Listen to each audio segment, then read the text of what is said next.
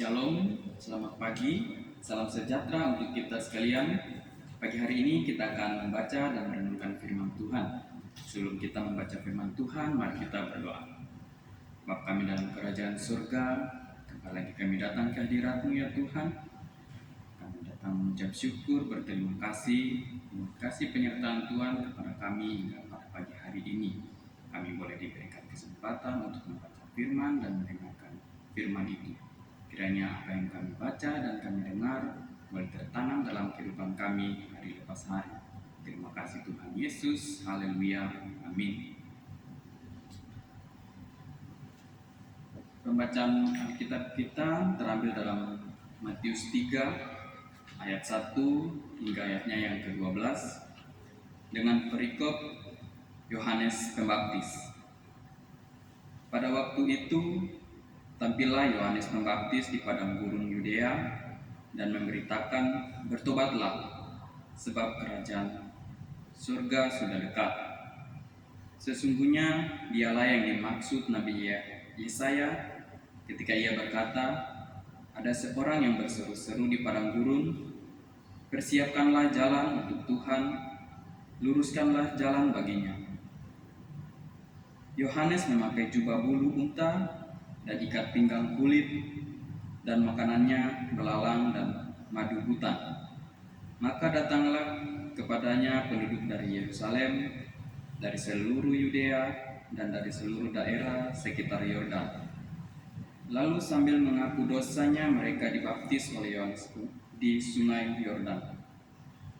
Tetapi waktu ia melihat banyak orang Farisi dan orang Saduki datang untuk dibaptis, berkatalah ia kepada mereka, "Hai kamu, keturunan ular beludak, siapakah yang mengatakan kepada kamu bahwa kamu dapat melarikan diri dari murka yang akan datang? Jadi hasilkanlah buah yang sesuai dengan pertobatan, dan janganlah mengira bahwa kamu dapat berkata dalam hatimu, Abraham adalah bapa kami. Karena aku berkata kepadamu, Allah dapat menjadikan anak-anak bagi Abraham dari batu-batu ini.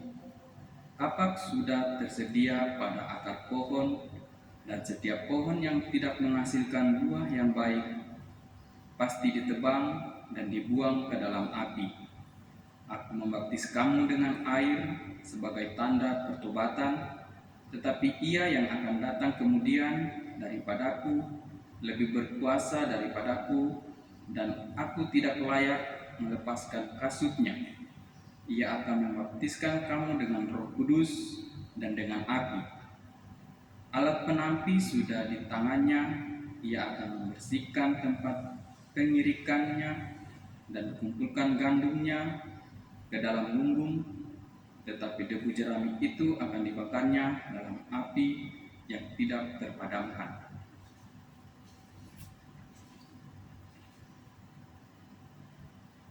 Pada minggu Advent yang kedua ini mengajak kita untuk bertobat. Hal ini diserukan dengan sangat jelas dan tegas, bahkan keras oleh Yohanes Pembaptis di padang gurun.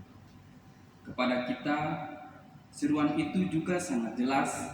Yohanes tidak diam saja, tidak main kompromi, tidak takut, juga tidak dengan cara yang lembut. Tidak perhitungan untung rugi atau takut risiko kehilangan harta, hak, dan kedudukan baginya. Ia berani mengungkapkan kebobrokan, kejahatan, dan kesalahan yang harus segera diperbaiki. Dengan kata lain, harus bertobat. Bahkan kepada semua orang, entah orang biasa, entah dari kelompok orang terhormat dan disegani, bahkan pemimpin raja sekalipun. Kalau salah, ya salah. Orang harus disadarkan akan kesalahan dan dosanya dan berani untuk bertobat. Seruan pertobatan yang disampaikan oleh Yohanes Pembaptis adalah seruan bagi manusia untuk mempersiapkan diri bahwa akan datang Dia yang membersihkan kita dari dosa. Namun demikian, Yohanes menegaskan bahwa pertobatan tidak hanya sekedar kata-kata saja, namun pertobatan itu harus menghasilkan buah yang nyata. Bertobat berarti perubahan hati dan ganti haluan hidup, sehingga orang yang telah bertobat tidak lagi berjalan di jalan yang penuh dengan dosa lagi, namun akan berjalan dalam jalan kudus yang telah disediakan oleh Allah dalam Yesus Kristus. Menyambut kedatangan Tuhan, pertobatan adalah syarat mutlak yang harus dimiliki, sebab alat penampi sudah ada di tangannya. Dalam seruan pertobatan yang disampaikan oleh Yohanes ini, ada hal yang menarik dapat diperhatikan, bahwa ternyata tidak hanya penduduk Yerusalem dan Yudea yang hampir pada waktu itu, namun juga orang Farisi dan orang Saduki. Dan dengan tegas Yohanes menyebut mereka dengan keturunan ular beludak.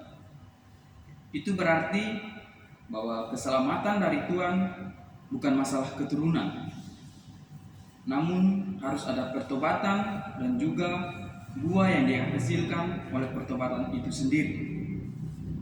Pertobatan sendiri merupakan pesan pokok bagi kita menyambut kedatangan Tuhan, karena tidak akan mungkin anugerah keselamatan itu bisa diterima dan diperoleh oleh orang yang masih hidup dalam dosa.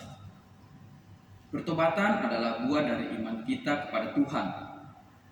Untuk itu, buah dari pertobatan itu pastilah sukacita yang kekal, yang bersumber dari Tuhan kita Yesus Kristus.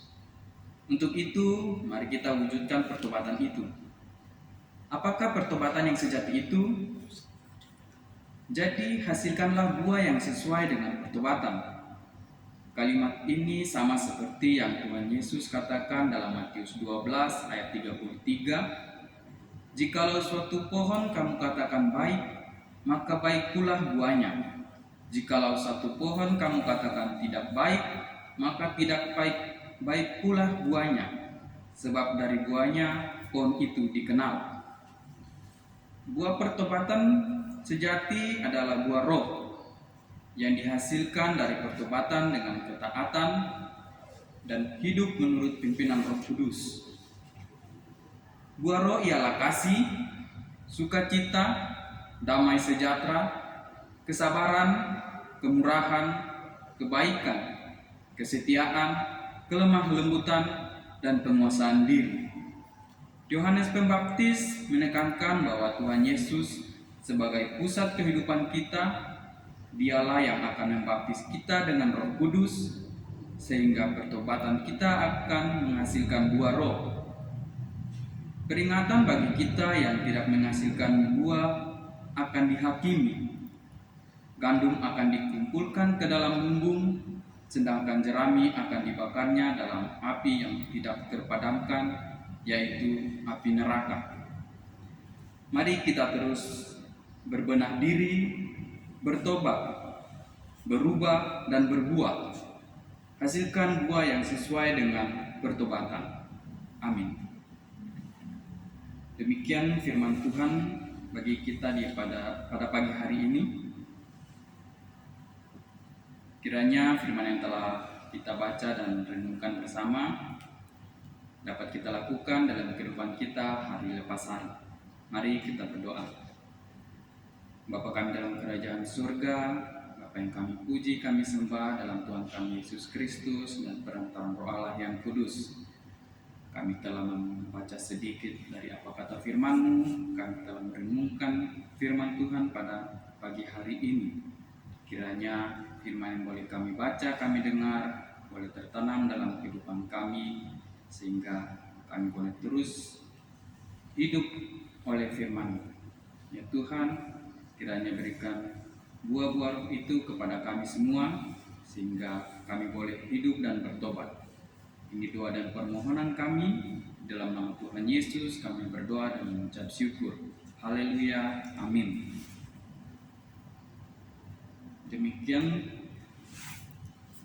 pembacaan dari renungan ini. Tuhan Yesus memberkati kita sekalian. Shalom.